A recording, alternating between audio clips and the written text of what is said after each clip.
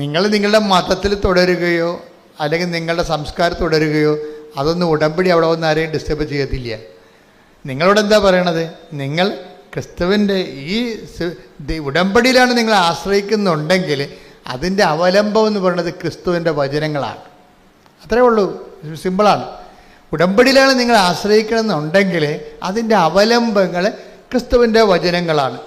അത് അനുസരിച്ച് ചെയ്യുമ്പോൾ പിന്നെ എല്ലാം ദൈവത്തിൻ്റെ വാഗ്ദാന പ്രകാരമാണ് നടക്കുന്നത്, അല്ലാതെ സഭയുടെ പഠനങ്ങളനുസരിച്ചല്ല. അതായത് വ്യത്യാസം അതാണ്. അതുകൊണ്ടാണ് ഞാൻ നോൺ ക്രിസ്ത്യൻസിനെ ഡിസ്റ്റർബ് ചെയ്യാത്തതിൻ്റെ കാരണം.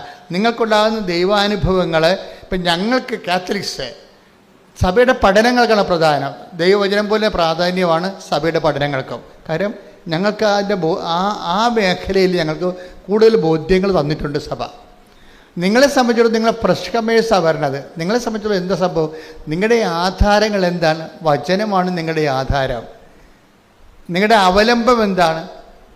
ആ വചനം അവൻ പറയണ പോലെ ചെയ്യുന്നതാണ്. അപ്പം നിങ്ങളുടെ റിസ്ക് തീർന്ന്, നിങ്ങൾക്ക് കടമാണ്, രോഗമാണ്, നിങ്ങളുടെ ജീവിതത്തിൽ സമാധാനമില്ല, നിങ്ങളതിൻ്റെ അകത്ത് ആശ്രയം വെച്ചിരിക്കുന്നത് ഉടമ്പടിയാണ്. ഉടമ്പടി അവലംബങ്ങളെന്ന് പറയുന്നത് കർത്താവിൻ്റെ വചനങ്ങളാണ്. അപ്പോൾ അതുകൊണ്ട് അവൻ പറയണ പോലെ ചെയ്തുകൊണ്ട് ദൈവസ്നേഹത്തോടെ മുന്നേറുന്നവരെ നിങ്ങൾക്കറിയാമല്ലോ. വാഗ്ദാനത്തിൻ്റെ ഏറ്റവും വലിയ വാഗ്ദാനത്തിൽ 100% അടിസ്ഥാനപ്പെടുത്തിയുള്ള ഒരുപക്ഷെ ഏക ആധ്യാത്മിക പരിചരണമാണ് ഈ ഉടമ്പടി. എന്താ കാര്യം? ഉടമ്പടി അവലംബപ്പെടുത്തിക്കുന്നത് അതിൻ്റെ അടിസ്ഥാനം എന്താണ്? ദൈവത്തിൻ്റെ വാഗ്ദാനമാണ്. വാഗ്ദാനം എന്തുമാത്രമാണെന്നാണ് വിചാരിക്കണത്? അതായത് 8850 വാഗ്ദാനങ്ങളുണ്ട്. ഈ വാഗ്ദാനങ്ങളിലാണ് ഉടമ്പടി വർക്ക് ചെയ്യണത്, അല്ലാതെ മറ്റ് പഠനങ്ങളിലല്ല. അതാണ് എൻ്റെ അക്രൈസ്തവരുടെ ഏറ്റവും വലിയ ഗുണം. അതാണ് എന്താ കാര്യം? അവരെ സംബന്ധിച്ചിടത്തോളം ദൈവം ഉടമ്പടി വർക്ക് ചെയ്യണത് സഭാ പഠനങ്ങളെ അടിസ്ഥാനപ്പെടുത്തിയല്ല. എന്താണ് ഉടമ്പടി വർക്ക് ചെയ്യണത്? അക്രൈസ്തവർക്ക് ഉടമ്പടി വർക്ക് ചെയ്യണത് ദൈവത്തിൻ്റെ വാഗ്ദാനങ്ങളെ അടിസ്ഥാനപ്പെടുത്തിയാണ്. ദൈവം വാഗ്ദാനങ്ങളിൽ വിശ്വസ്തനാണ്. ഓപ്പൺ എന്താ മാർക്കറ്റ് എന്ന് പറഞ്ഞ പോലെയാണ്. അതായത് ഇത് മൊണോപ്പൊളി ഇല്ല ഇതിൻ്റെ അകത്ത്. ഓപ്പൺ മാർക്കറ്റ്, മറ്റത് റിസർവ്ഡ് ഇല്ല, ആർക്കെങ്കിലും വേണ്ടി റിസർവ് ചെയ്തിരിക്കണമല്ല. ഇപ്പം കൃപ റിസർവേഷനിലുള്ളതാണ്. പക്ഷേ ഉടമ്പടിയെ സംബന്ധിച്ചിടത്തോളം നിത്യരക്ഷയ്ക്ക് ആവശ്യമായ കൃപ കൗതാശികമായി റിസർവ്ഡാണ് നിത്യജീവനെ സംബന്ധിച്ചിടത്തോളം. പക്ഷേ അതിൻ്റെ തീരുമാനങ്ങളൊക്കെ അന്ത്യതീരുമാനങ്ങൾ എടുക്കുന്നത്, അക്രൈസ്തവരെക്കുറിച്ചുള്ള അന്ത്യതീരുമാനം എടുക്കുന്നത് ആരാണ്? ദൈവമാണ് തീരുമാനം എടുക്കുന്നത്. അതെവിടെ നിന്നാണ് ആ തീരുമാനം വരണത്? നിങ്ങളുടെ ആത്മാർത്ഥതയിലൂടെയാണ് തീരുമാനം വരുന്നത്. നിങ്ങളുടെ ഓരോ വ്യക്തികളും ക്രിസ്തുവിനോട് ഇപ്പോൾ വിഷയബന്ധിയായിട്ട് നിങ്ങൾക്ക് ഉടമ്പടി എടുക്കാം, വ്യക്തിബന്ധിയായിട്ട് ഉടമ്പടി എടുക്കാം. ഞാൻ ആദ്യം പറഞ്ഞ ഭാഗങ്ങളെല്ലാം വിഷയബന്ധിയായിട്ട് ഉടമ്പടി എടുക്കുന്ന തുടക്കക്കാരെക്കുറിച്ചാണ് പറഞ്ഞിരിക്കുന്നത്. അക്രൈസ്തവരിൽ നിന്ന് വരുന്ന തുടക്കക്കാരില്ലേ, അവർ ചെയ്യണത് വിഷയബന്ധിയായിട്ടാണ് ഉടമ്പടി എടുക്കണം. അവർക്ക് IELTS പാസ്സാകണം, അവരുടെ വസ്തു വിൽക്കണം, കടങ്ങൾ മാറണം, വിഷയബന്ധിയാണ്. ഉടമ്പടിയുടെ ആദ്യ പ്രൈമറി ഭാഗങ്ങളെല്ലാം വിഷയബന്ധിയാണ്. ഉടമ്പടി കുറച്ചുകൂടി മച്ചുറായി കഴിയുമ്പോൾ, ഉടമ്പടി ജീവിതമാണല്ലോ, അത് വ്യക്തിബന്ധിയായിട്ട് മാറും. അത് ഓപ്ഷനിലാണ്. ഞങ്ങളാരും നിങ്ങളോട് വ്യക്തിബന്ധിയാകണമെന്ന് നിർബന്ധിക്കുകയോ നിർബന്ധപൂർവ്വം നിങ്ങളെ മതം മാറ്റുകയോ അങ്ങനെ വിഷയം വരെ ചെയ്തിട്ടുണ്ടോ? എന്നെ ഒരിക്കലും ചെയ്യത്തില്ല. അത് ദൈവം അവനവന് കൊടുക്കുന്ന കൃപയുടെ അടിസ്ഥാനത്തിലായിരിക്കും. അത് അവനവൻ ദൈവത്തോട് കാണിക്കുന്ന ആത്മാർത്ഥയുടെ അടിസ്ഥാനത്തിലായിരിക്കും.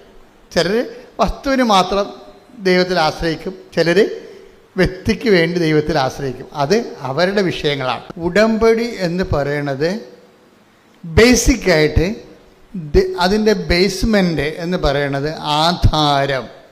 ഇപ്പം നമ്മുടെ സ്ഥലത്തിനൊക്കെ ഇത് എൻ്റെ സ്ഥലമാണെന്ന് പറഞ്ഞാൽ ഉടനെ ചോദ്യം എന്താണ്? എന്ത് ആധാരമെന്ന് ചോദിക്കും. എന്താണ് അതിന്? സ്ഥലത്തിന് നമ്മൾ ആധാരം എന്നാണ് പറയണത്. ഇപ്പം നിങ്ങൾ ഇന്ത്യൻ പൗരനാണെന്ന് പറഞ്ഞാൽ എന്താണ് ആധാരം? അതിനാണ് ആധാർ കാർഡെന്ന് പറയണത്. ബേസ്മെൻ്റ് എന്താണ്? അതിൻ്റെ അടിസ്ഥാനം എന്താ? നിങ്ങൾ ഇന്ത്യക്കാരനാണ്, അടിസ്ഥാനം എന്താണ്? കാർഡ് കാണിക്കാം, നമുക്ക് ആധാർ കാർഡ് കാണിക്കാം. അതുപോലെ തന്നെ ഇതുപോലെ തന്നെ സ്ഥലം, നിങ്ങളുടെ സ്ഥലമാണിത് എന്ന് പറഞ്ഞു കഴിഞ്ഞാൽ ആധാരം. അപ്പോൾ നമുക്ക് ആധാരം ഉണ്ട്. അതിന് ഉടമ്പടിയുടെ ആധാരം എന്താ? ഉടമ്പടി ആധാരം എന്ത്? നിങ്ങൾ ഉടമ്പടി ചെയ്തിട്ടില്ലേ ദൈവമായിട്ട്? അപ്പോൾ അതിൻ്റെ ആധാരം എന്താ? ദൈവത്തിൻ്റെ വാഗ്ദാനമാണ്. ആ വാഗ്ദാനം നിങ്ങൾ പ്രാപിക്കണമെന്നുള്ളതിന് നിർബന്ധം എന്താ? ഞാൻ ആ വാഗ്ദാനത്തിന് പറ്റുന്ന രീതിയിൽ അതിൻ്റെ നിബന്ധനകളെ പാലിക്കുന്നുണ്ട്. അതാണ് സംഭവം. സിമ്പിളല്ലേ? ദൈവത്തിന് വാഗ്ദാനങ്ങളുണ്ട്. ഓക്കെ, നിങ്ങളുടെ ഉടമ്പടി അവലംബം എന്താ? അത് ദൈവത്തിൻ്റെ വാഗ്ദാനമാണ്. ദൈവത്തിൻ്റെ വാഗ്ദാനം നിങ്ങൾക്ക് കിട്ടണമെന്ന് എന്താ നിർബന്ധം? അത് ഞാൻ നിബന്ധനകൾ പാലിക്കുന്നുണ്ട്. അതാണ് വിഷയം. അച്ചാൽ നിബന്ധനകൾ പാലിച്ചാൽ വാഗ്ദാനം പ്രാപിക്കാൻ പറ്റുമെന്നും ദൈവത്തിൻ്റെ വാഗ്ദാനമാണ്. വാഗ്ദാനം വരുന്നുണ്ട്, ദൈവത്തിൻ്റെ നിബന്ധനകൾ പാലിച്ചുകൊള്ളാമെന്ന് നമ്മുടെ വാഗ്ദാനമുണ്ട്. കർത്താവിൻ്റെ കാലം വരുമ്പോഴേയും ആ ഓൾഡ് ടെസ്റ്റമെൻറ്റിൻ്റെ ഡിമാൻഡ്സ് മാറ്റണില്ല. കർത്താവ് അതിനെ ഉറപ്പിക്കുകയാണ് ചെയ്യണത്. അപ്പം അവൻ പറയണത് പോലെ ചെയ്യുന്നത് എന്താണ്? ആ ചെയ്യുന്നത് ഒരു പ്രത്യേക ഇൻസിഡൻറ്റിന് വേണ്ടി നമുക്ക് ലോക്കലൈസ് ചെയ്യാൻ പറ്റും. ഒരു പ്രത്യേക കാര്യം സാധിക്കാൻ വേണ്ടി നമ്മൾ ദൈവത്തിൻ്റെ വചനങ്ങൾ പാലിച്ചു പോകുന്ന ഒരു മിനിമം പരിപാടിയുമായിട്ട് പോകാൻ പറ്റും. പക്ഷെ അതിൻ്റെ അടുത്ത സ്റ്റെപ്പുണ്ട്. എന്താണ് അടുത്ത സ്റ്റെപ്പ്? എന്താണ് ഈ 15:7 പറയണത്? നിങ്ങൾ എന്നിൽ വസിക്കുകയും നിങ്ങളിൽ എന്നിൽ വസിക്കുകയും എന്റെ വാക്കുകൾ നിങ്ങളിൽ നിലനിൽക്കുകയും ചെയ്യുന്നെങ്കിൽ ഇഷ്ടമുള്ളത് ചോദിച്ചു കൊള്ളുക, നിങ്ങൾക്ക് ലഭിക്കും. ഇതിൻ്റെ ഏറ്റവും ശ്രദ്ധേയമായ വാക്ക് എൻ്റെ വചനം നിങ്ങളിൽ നിലനിൽക്കുകയും ചെയ്യുന്നുവെങ്കിൽ എന്നുള്ളതാണ്. നമുക്കിഷ്ടമുള്ളത് എന്ത് ചോദിക്കാം? 6 കാര്യമല്ല, 60 കാര്യം ചോദിക്കാം ദൈവത്തോട്. ഒറ്റ കണ്ടീഷൻ മാത്രമേ ഉള്ളൂ. എന്താ കാര്യം? വചനത്തിൽ നിങ്ങളെ നിലനിൽക്കണം. അപ്പോൾ ഈ ആഴ്ച നിലനിന്ന് അടുത്ത ആഴ്ച നിങ്ങളുടെ രീതിയിൽ പോയി കഴിഞ്ഞാൽ ഉടമ്പടി ബ്രേക്ക് ആവും. അതെപ്പോഴും നമ്മൾ ശ്രദ്ധിച്ച് മനസ്സിലാക്കണം. ഈ ആഴ്ച നമ്മൾ നിലനിൽക്കും, അടുത്ത ആഴ്ച അത് എപ്പോഴും ഉടമ്പടിയുടെ പഠനങ്ങളുടെ ഏറ്റവും പ്രധാന കണ്ടിന്യൂറ്റി, അത് പ്രധാനപ്പെട്ട വിഷയമാണ്. അതായത് ഉടമ്പടിയിൽ ഇപ്പം നിങ്ങൾ ഓർക്കും, ഞാൻ ഈ വെള്ളമൊക്കെ അടിക്കുന്ന ആളാണ്, ഇപ്പോൾ കൊച്ചിന് എൻ്റെ മകന് കാനഡയിൽ പോയി അവൻ്റെ PR കിട്ടാൻ വേണ്ടി ഞാനിനി കുറച്ച് നാളത്തേക്ക് വെള്ളം അടിക്കാൻ നിർത്താം എന്ന് പറഞ്ഞാൽ അങ്ങനെയുള്ള ഒരു അഡ്ജസ്റ്റ്മെൻറ്റിന് ഉടമ്പടി വഴങ്ങത്തില്ല. നിങ്ങൾ ദൈവത്തെ ഇങ്ങനെ ഇതുപോലെ ഇച്ഛ വരപ്പിക്കും ദൈവത്തിന് അറിയാവുന്ന കാരണം അതുകൂടി കവർ ചെയ്താൽ പറയണത് നിങ്ങൾക്ക് ഇഷ്ടമുള്ള ചോദിക്കാം. പക്ഷേ എന്താ പ്രശ്നം? വചനത്തിൽ നിങ്ങളെ കണ്ടിന്യൂറ്റി നിലനിൽക്കണം. ഞങ്ങൾ നിങ്ങൾക്ക് പരിചരണങ്ങൾ നൽകണത് എന്താണ്? ഓരോ തരത്തിലുള്ള ഗൃഹപാഠങ്ങൾ നൽകും ഇല്ലേ? പത്രം കൊടുക്കാൻ പറയും, രോഗികളെ പോയി കാണാൻ പറയും. അതെന്തിനാണ് ഗൃഹപാഠങ്ങൾ നൽകണത്? അതെല്ലാം എല്ലാം ഉദ്ദേശം അത് ചെയ്യുമ്പോൾ നിങ്ങൾക്ക് പറ്റുന്ന അബദ്ധം, നിങ്ങൾ ആ ഒരു വിഷയത്തിന് വേണ്ടി വിഷയബന്ധിയായിട്ട് ചെയ്യും. അതൊന്ന് ഈ നമ്മൾ പ്രേക്ഷിത പ്രവർത്തനങ്ങൾ വിഷയബന്ധിയാകുമ്പോൾ ഉണ്ടാകുന്ന ഡ്രൈനെസ് ഭയങ്കരമാണ്. പ്രേക്ഷിത പ്രവർത്തനങ്ങൾ എപ്പോഴും വിഷയബന്ധി അല്ല. കാരണം നിങ്ങളുടെ IELTS-നോ നിങ്ങളുടെ മകളെ കെട്ടിക്കാനോ കെട്ടിച്ച മകൾക്ക് കുഞ്ഞുങ്ങളുണ്ടാകാനോ ഉള്ള വിഷയമായിട്ട് ബന്ധിയല്ല പ്രേക്ഷിത പ്രവർത്തനം. പ്രേക്ഷിത പ്രവർത്തനം വിഷയബന്ധിയല്ല. പലർക്കും പറഞ്ഞ അബദ്ധം അവിടെയാണ്. അവർ വിഷയബന്ധിയായിട്ടാണ് എന്താണ് ഞാനിങ്ങനെ പത്രം കൊണ്ട് കൊടുത്ത് പ്രേക്ഷിത പ്രവർത്തനങ്ങൾ ചെയ്യുന്നു.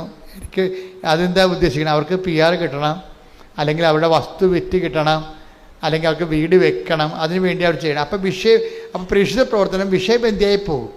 അപ്പോഴേ ഡ്രൈ വരും. എന്താ ചെയ്യേണ്ടത്? പ്രേക്ഷിത പ്രവർത്തനം എന്ത് ചെയ്യണം? വ്യക്തിബന്ധിയായിരിക്കണം. അതെപ്പോഴും നമ്മൾ ശ്രദ്ധിക്കണം. പ്രേക്ഷിത പ്രവർത്തനം ഉടമ്പടി തെറ്റുവരാൻ സാധ്യതയുള്ള അതിനാണ്. പ്രേക്ഷിത പ്രവർത്തനങ്ങൾ വ്യക്തിബന്ധിയായിരിക്കണം. എന്താ കാര്യം? കർത്താവിൻ്റെ കൽപ്പനയാണ് ഇതെല്ലാം എങ്കിലും ആ കൽപ്പന പാലിക്കണത് ഒരു വിഷയത്തെ അടിസ്ഥാനപ്പെടുത്തിയല്ല, വ്യക്തിയെ അടിസ്ഥാനപ്പെടുത്തിയാണ്. ഉടമ്പടി അവൻ പറയണ പോലെ ചെയ്യുന്നതാണെങ്കിലും ഈ അവൻ പറയുന്ന പോലെ ചെയ്യുന്ന ആ ചെയ്ത്തില്ലേ, ആ കർമ്മം അടിസ്ഥാനപ്പെടുത്തിയിരിക്കേണ്ടത് വിഷയബന്ധിയായിട്ടല്ല.